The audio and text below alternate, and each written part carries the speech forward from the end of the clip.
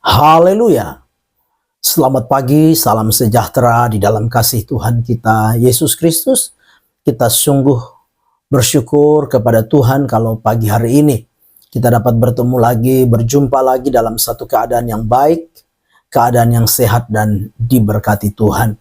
Nah, itu sebabnya pagi yang baik ini mari sediakan hati kita, sediakan diri kita bersama-sama untuk mendengarkan firman Tuhan. Mari kita berdoa. Bapa di dalam surga, Bapa di dalam nama Tuhan kami Yesus Kristus, pagi hari ini kami patut bersyukur, berterima kasih kepada Engkau Tuhan, karena Engkau yang masih memperkenankan kami ada sebagaimana kami ada, menikmati, mengalami kebaikan-kebaikan-Mu di dalam hidup kami. Pagi yang baik ini kami mau mendengarkan firman Tuhan, berkati kami semua. Kami mengucap syukur dalam nama Tuhan kami Yesus Kristus. Kami berdoa, haleluya, amin. Puji Tuhan, pagi hari ini tema firman Tuhan yang ingin saya sampaikan kepada kita sekalian, yaitu hidup yang bermakna. Kita perhatikan firman Tuhan di dalam Yakobus pasal yang keempat, ayat yang ke-14. Demikian firman Tuhan. Sedang kamu tidak tahu apa yang akan terjadi besok. Apakah arti hidupmu? Hidupmu itu sama seperti uap yang sebentar saja kelihatan lalu lenyap. Puji Tuhan. Bapak Ibu jemaat yang kekasih di dalam Tuhan kita Yesus Kristus, pagi hari ini lewat tema firman Tuhan, hidup yang bermakna ini, kita mau belajar bersama-sama. Memperhatikan, melihat dari bagian firman Tuhan di dalam Yakobus pasal yang keempat, ayat yang ke-13 sampai 17. Bagaimana hidup yang bermakna itu? Yang pertama yaitu menggunakan hidup yang singkat dan rahasia ini untuk melakukan sesuatu bagi Tuhan. Di dalam ayat yang ke-13 dan ayat yang ke-14 dikatakan demikian. Jadi sekarang hai kamu yang berkata hari ini atau besok kami berangkat ke kota Anu, dan di sana kami akan tinggal setahun dan berdagang serta mendapat untung. Sedang kamu tidak tahu apa yang akan terjadi besok. Apakah arti hidupmu?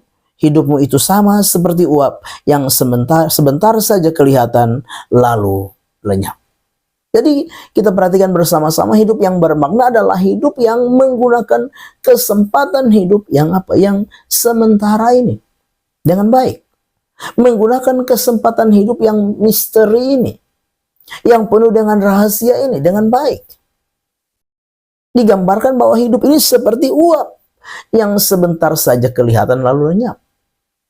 Nah, itu sebabnya makna dari hidup yang bermakna atau arti dari hidup yang bermakna yaitu apa? Menggunakan kesempatan hidup yang sementara ini untuk melakukan sesuatu.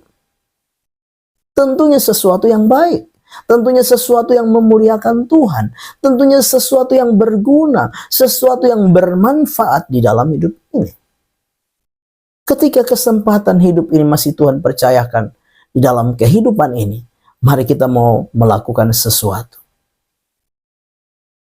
Di tengah-tengah kita menjalani aktivitas ini, melakukan sesuatu di tengah-tengah kita mengiring dan melayani Tuhan, melakukan segala sesuatu yang berguna, sehingga hidup ini menjadi hidup yang bermakna, baik di dalam Tuhan maupun bermakna bagi orang lain.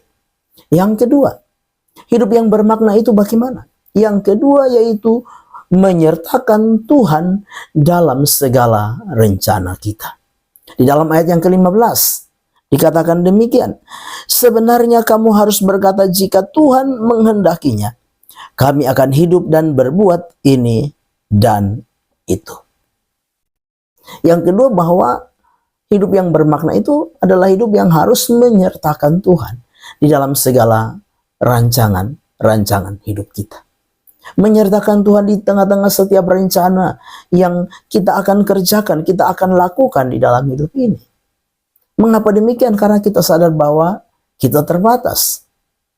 Ya, di dalam rencana, dalam rancangan kita tidak akan pernah tahu ke depan.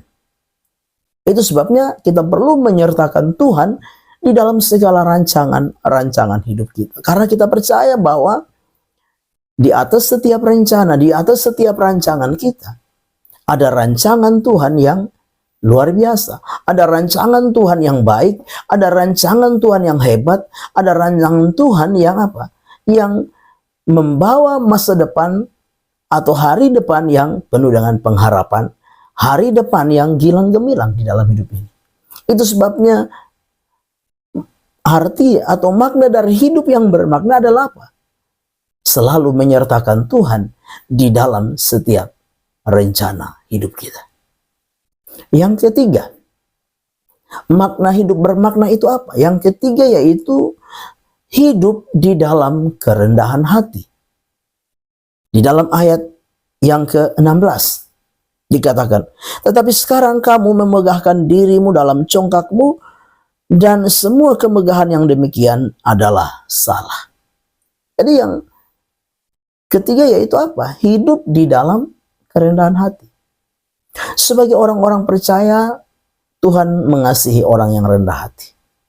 Kita harus sadar, firman Tuhan berkata bahwa Allah menentang orang yang congkak, tetapi mengasihani orang yang rendah hati.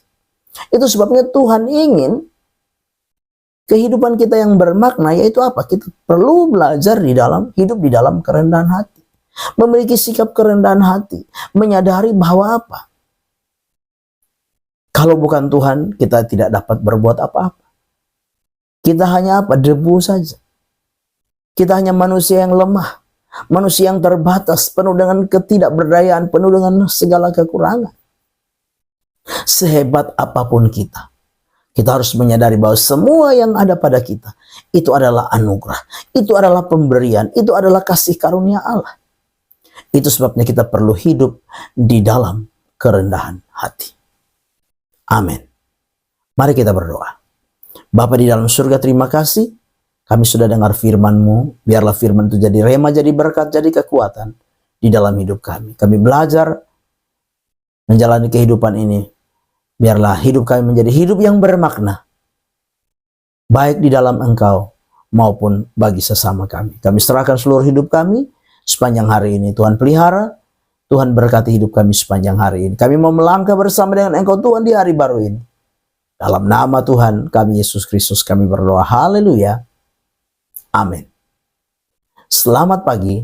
Tuhan Yesus memberkati.